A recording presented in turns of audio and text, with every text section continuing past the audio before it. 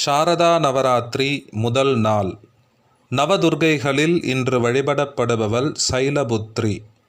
பிரதமம் சைலபுத்ரி ச என்கிறது நவதுர்கா தியான ஸ்லோகம். இமவான் மகளாக பிறந்து கடுந்தவம் புரிந்து சிவபெருமானை மணந்த வடிவம் இது. கையில் சூலத்தோடு நந்தியின் மீது அமர்ந்து காட்சி தரக்கூடியவள்.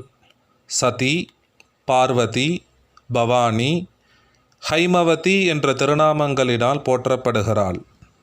காசியில் வருணை நதிக்கு அருகிலே திருக்கோயில் கொண்டிருக்கிறாள் இந்த தேவி. உமா, சைலேந்திர தனயா என்று போற்றுகிறது லலிதா சஹஸ்ரநாமம்.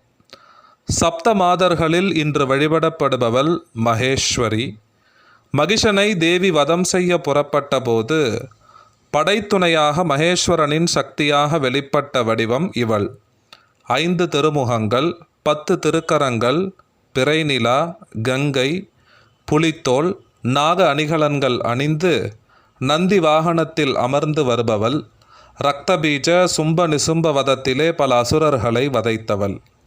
கன்யா பூஜையில் 2 வயது பெண் குழந்தையை குமாரி என்ற திருநாமத்தோடு இன்று வணங்க வேண்டும்.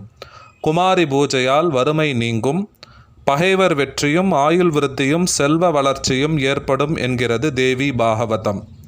வில்வ இலைகள், மல்லிகை பூக்களால் அர்ச்சனை செய்து வாழைப்பழம், வெண்பொங்கல், காராமணி சுண்டல் நைவேத்தியம் செய்து அன்னையை வணங்குவோம்.